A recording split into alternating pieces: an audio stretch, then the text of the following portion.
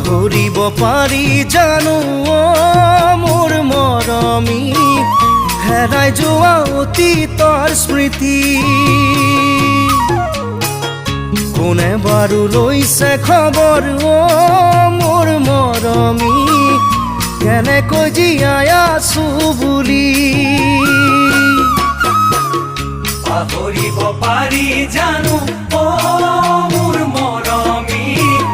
হেৰাই যোৱা অতীতৰ স্মৃতি